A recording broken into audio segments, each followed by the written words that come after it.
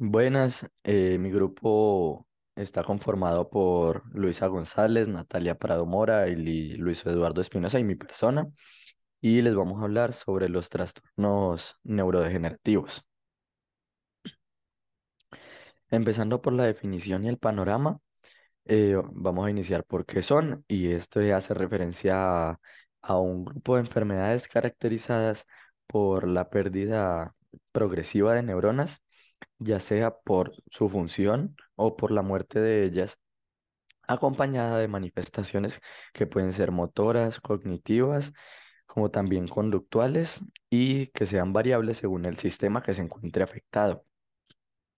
Y con el impacto, estas pueden ser de alta carga de dependencia en el que se van a encontrar la necesidad de cuidadores y de costos sanitarios, en el que la mayoría de las situaciones no hay cura, pero hay presencia de terapias sintomáticas, como lo puede ser en el Alzheimer, los fármacos modificadores de la enfermedad que han sido aprobados recientemente.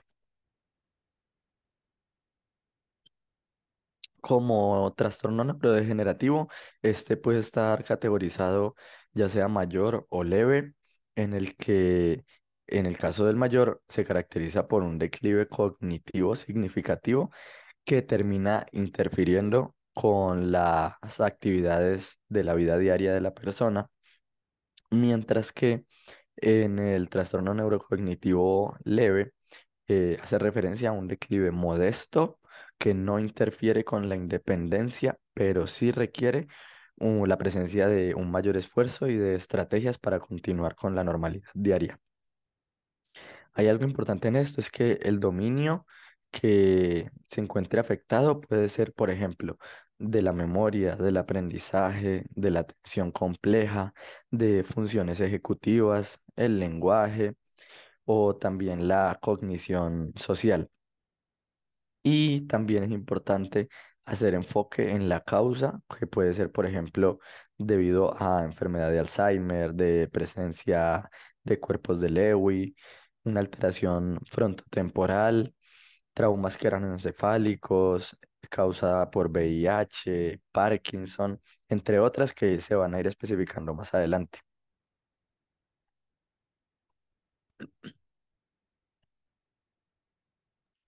Bueno, en cuanto a las Bu- principales etiologías neurodegenerativas, es muy importante reconocerlas y para esto se debe identificar qué parte del cerebro se afecta primero y cómo se manifiestan los síntomas iniciales, ya que cada enfermedad neurodegenerativa tiene un perfil característico.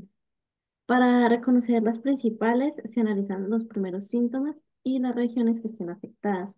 Por ejemplo, en el Alzheimer se inicia con una pérdida de memoria.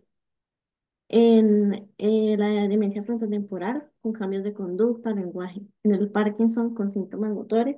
En el Huntington, con corea, alteraciones conductuales. Y en la esclerosis lateral amiotrófica, con debilidad muscular progresiva, sin afectación sensorial. El curso de estas enfermedades es progresivo en todas, pero la manifestación inicial es la que nos va a orientar al diagnóstico. Estos van a tener ciertas características que debemos evaluar, como el inicio insidioso, que es cuando los síntomas aparecen lentamente, no así de un día para otro. La evaluación progresiva, que es que van empeorando con el tiempo. La pérdida de funciones, ya sea cognitivas, motoras, conductuales o lenguaje. El deterioro funcional y cómo esto impacta a la vida diaria.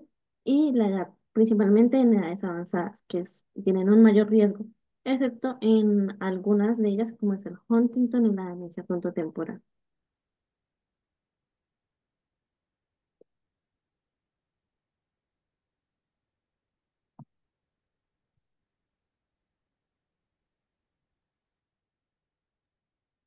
La enfermedad del Alzheimer es un trastorno neurocognitivo donde hay una pérdida progresiva de las funciones mentales, en especial la memoria.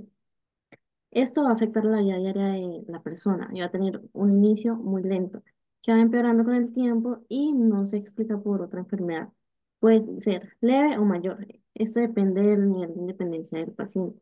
Entonces, primero vamos a tener un deterioro cognitivo progresivo.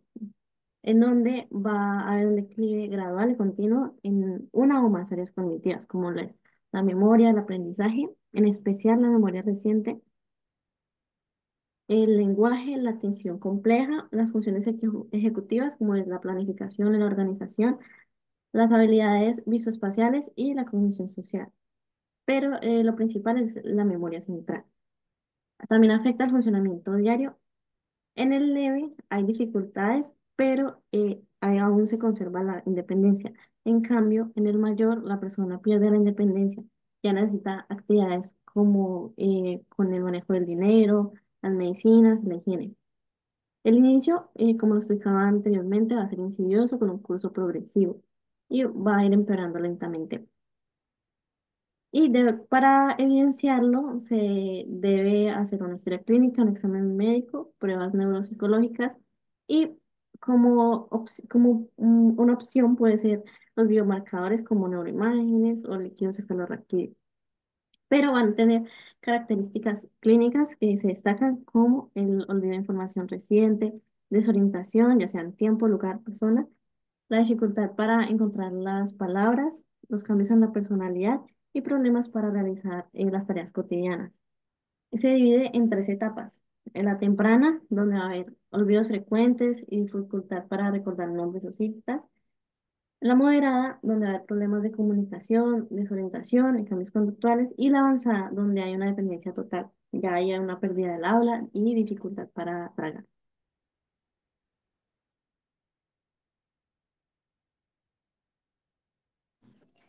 Bueno, entonces tenemos acá lo que sería pues la enfermedad de Parkinson.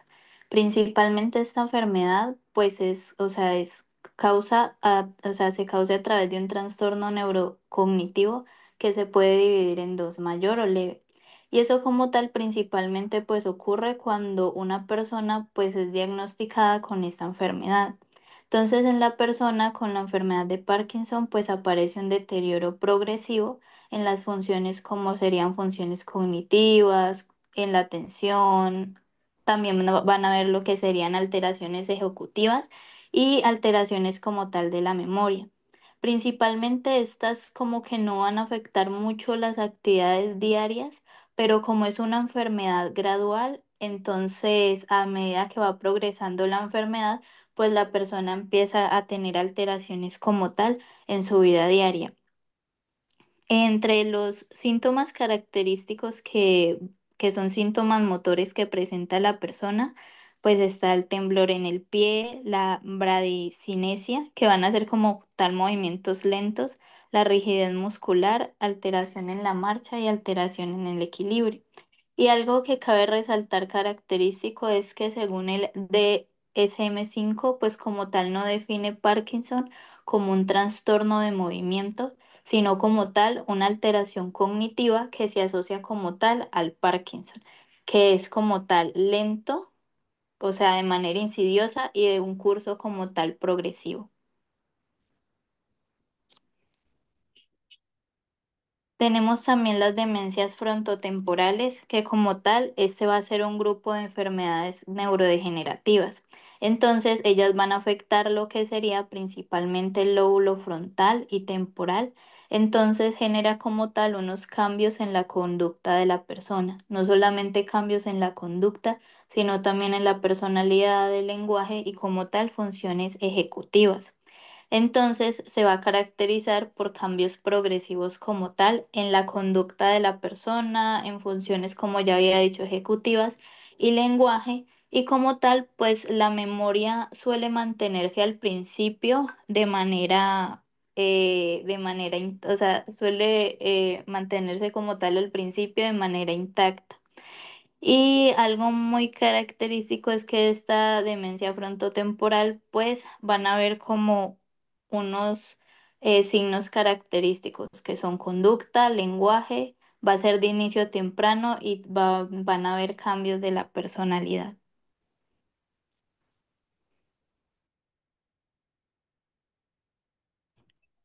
Y en la enfermedad de Huntington, pues va a ser como tal una enfermedad hereditaria, también neurodegenerativa y progresiva. y va a ser causado por una mutación, o sea, va a ser una mutación genética que como tal va a afectar el movimiento, la cognición y la conducta. ¿Y esto qué va a hacer? Pues que la persona va a empeorar gradualmente con el tiempo.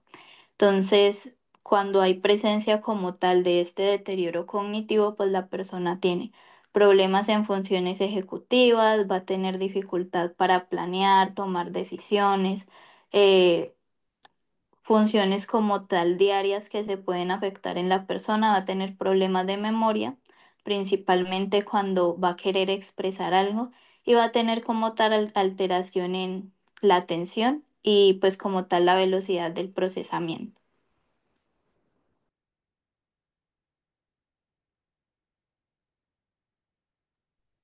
Seguimos con la llamada ELA, o esclerosis lateral amiotrófica. Es una enfermedad neurodegenerativa que afecta principalmente las motoneuronas, causando debilidad muscular progresiva y parálisis.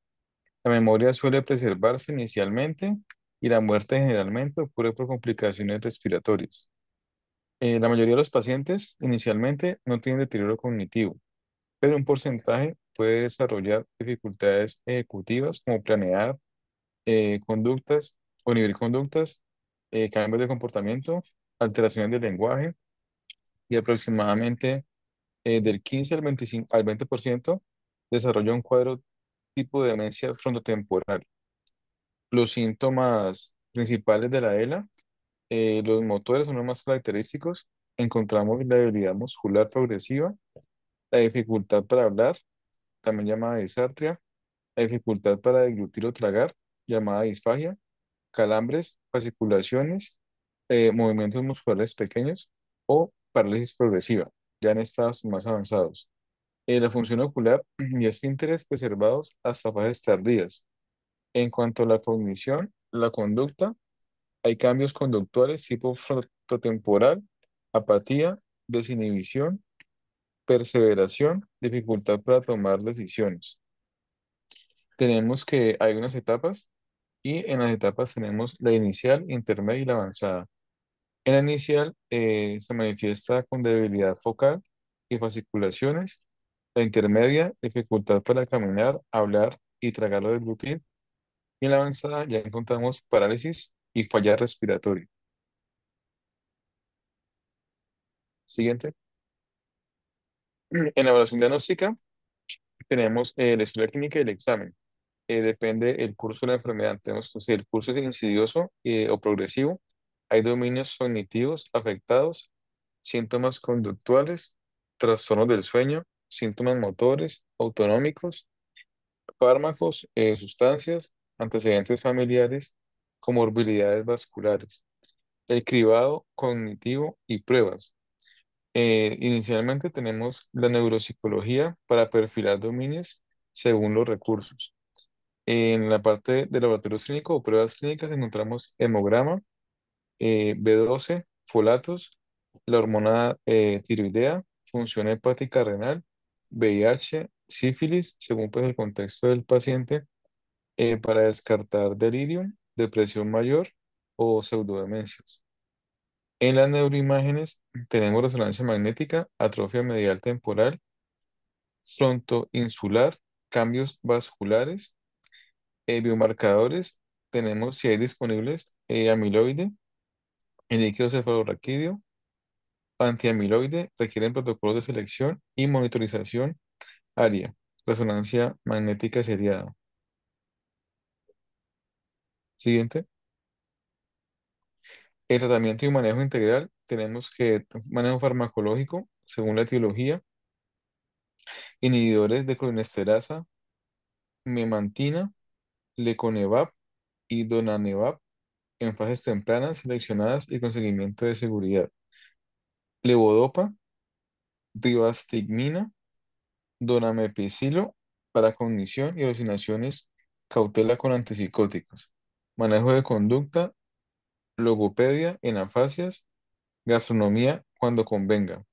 El no farmacológico tenemos que hay entrenamiento cognitivo, fisioterapia, terapia ocupacional, higiene del sueño, psicoeducación o cuidadores, prevención de caídas, nutrición.